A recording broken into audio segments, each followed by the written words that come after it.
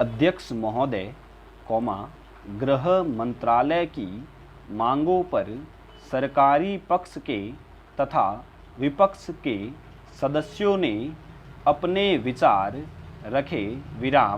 मुझे भी इस बहस में भाग लेने का मौका मिला, इसके लिए मैं आपको धन्यवाद देना चाहता हूँ। गृह मंत्रालय पर सारे देश में शांति व्यवस्था रखने की जिम्मेदारी है, उसने अपना काम पूरी निष्ठा से किया है, परंतु फिर भी देश में अपराधों की संख्या बढ़ी है, चोरी, डकैती, लूटपाट तो आज आम बात हो गई है। भले आदमी का तो शाम के बाद घरों से निकलना मुश्किल हो गया है। सरकार के पास पुलिस का पूरा प्रबंध है, परंतु फिर भी रोजाना अखबार में काफ़ी खबरें इसी प्रकार की मिलती हैं कि वहाँ पर चोरी हुई, वहाँ पर उस महिला की जंजीर खींचकर कोई भाग गया तथा उसकी जेब कट गई। पुलिस इन्हें पकड़ने की पूरी कोशिश कर रही है, चारों तरफ नाकेबंदी कर दी गई है, परंतु वे अपना काम बड़ी होशियारी से सबके सामने करके चले जाते हैं और पुलिस उन्हें पकड़ने में कामयाब नहीं हो पाती है। सरकार को इस बारे में कुछ करना चाहिए, अगर पुलिस की संख्या कम है, तो उसे बढ़ाना चाहिए। नेक्स्ट।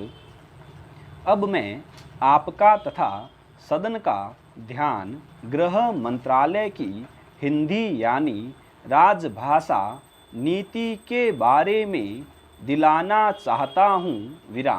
देश को आज़ाद हुए 37 वर्ष हो गए, परंतु हिंदी के संबंध में हम आज भी आज़ादी के पहले की स्थिति में ही है।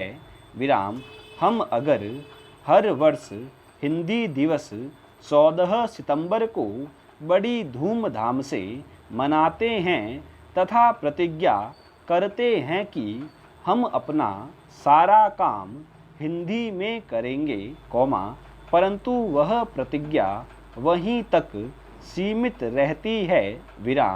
दफ्तर में आकर लोग उसे भूल जाते हैं।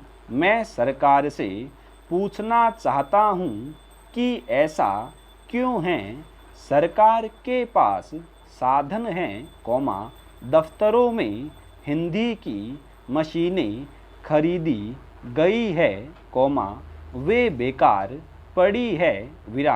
मैं एक कार्यालय में गया, मैंने वहाँ पूछा आपके यहाँ कितनी हिंदी की मशीनें हैं और ये कहाँ हैं। जब मैंने हिंदी की मशीनें देखनी चाही, तो उन्होंने कहा कि वे तो स्टोर में पड़ी है, कोई उन पर काम ही नहीं करता। सरकार ने हिंदी सिखाने तथा हिंदी टाइप और आशुलिपि सिखाने का समुचित प्रबंध किया हुआ है, परंतु हिंदी में काम न करने के कारण कर्मचारी जो सीखते हैं, वे कुछ समय बाद भूल जाते हैं, उन्हें अधिक प्रोत्साहन देना चाहिए। स्टॉप।